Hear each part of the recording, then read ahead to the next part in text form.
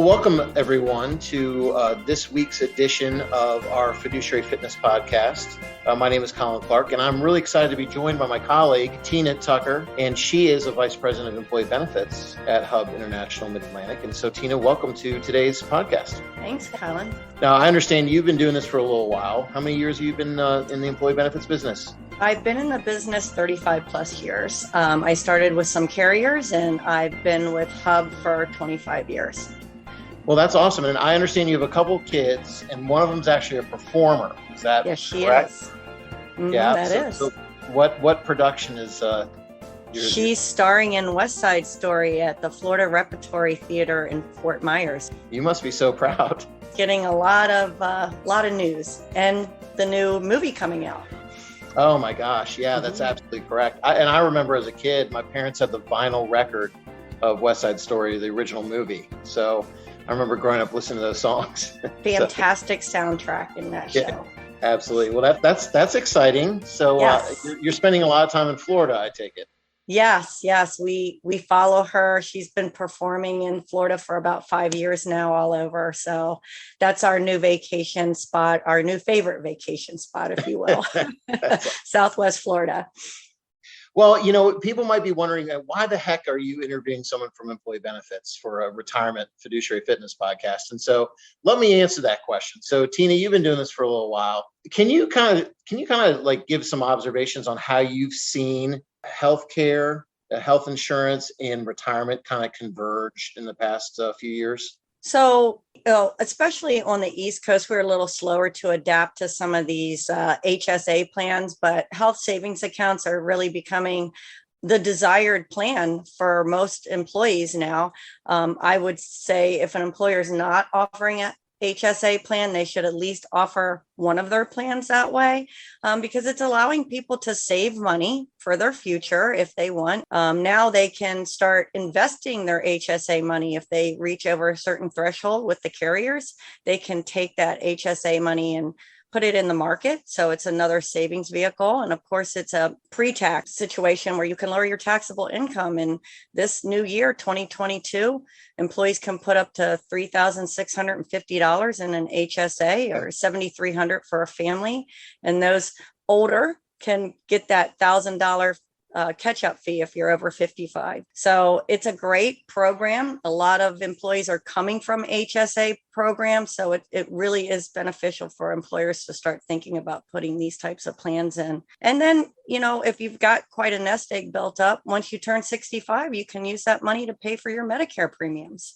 So wow. Well, you've opened up a whole can of worms, right? So let me kind of unpack that a little bit, because I have some questions, right? Okay. So you mentioned that HSAs, you can put money in pre-tax. And then what my understanding is we call it triple tax free. So you put it in pre-tax, it grows tax free. And then when you use it for eligible medical expenses, it's tax free as well, correct? That's correct. So really, this is just another retirement account. I mean, if you think about it. It's a medical retirement account, basically, yeah. So, and I also heard you say that if you have enough money in these HSA accounts, you can then invest them in mutual funds, just like your 401k plan. That's correct. So what's the adoption rate? You mentioned, like, if you don't have one, you should get one. What's the adoption rate, do you think? And then what can plan sponsors do to expand their offering to include plans? Because I know there are federal restrictions, right? Well, yeah, there are certain guidelines and certain features that the plan has to have. It has to be deductible first, so a high deductible health plan. And prescriptions have to be a part of that. But you can use your HSA money as well for all your FSA expenditures too. So an FSA, flexible spending account, this would take the place of that. So flexible spending accounts are use it or lose it. There's only a minimum you can roll over. Where HSAs, that money just continues to build. Adoption rate, it's becoming more and more popular. So as I said, a lot of new employees may be coming from an HSA and they want to park that money with their new employer. It's in an employer's best interest to at least have that as an offering, maybe in addition to some traditional plans. So these plans are portable. That's kind of the term that we use. That's right. There's portability. So if I have an HSA at a company and you're trying to recruit me, offer me a new position, my benefits package should probably include something like this, so that new employee can, like you said, park the money there, right?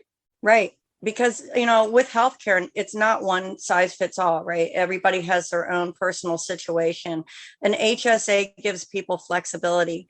The other thing I like about an HSA is it gives the employees some visibility to real costs and what things cost, because you see that price tag as you're using your HSA account.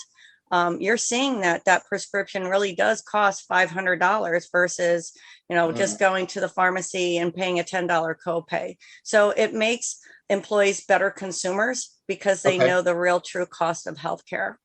That's absolutely fair. And so I use the word convergence because this sounds like, any other retirement, product that we might be utilizing or working with, clients on our side of the business. For instance, when we have, mutual clients, at Hub, where you're working with them on your side, I'm working with them on my side.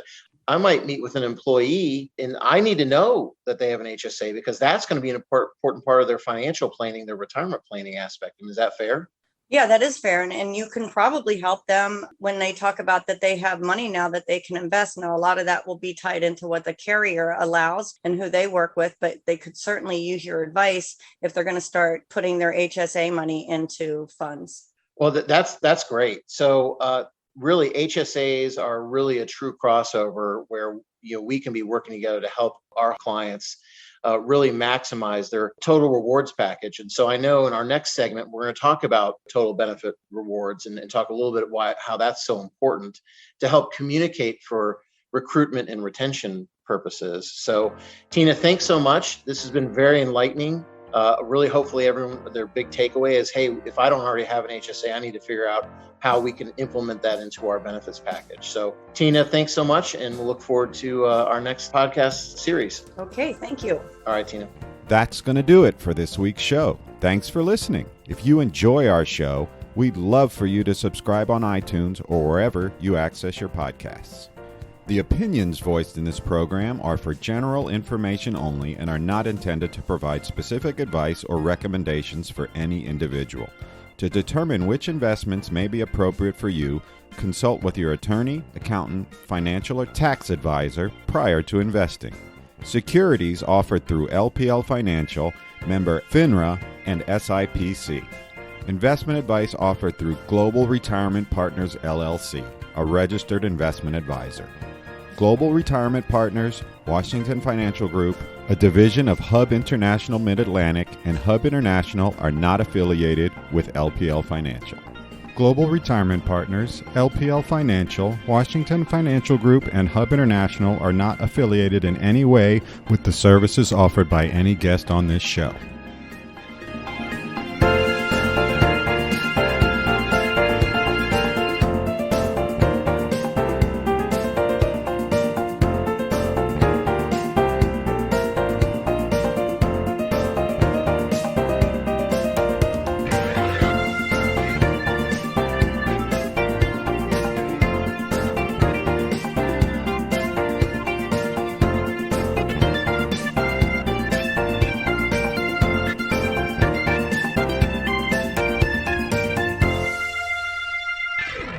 Poor Jeff, he's having to listen to this conversation.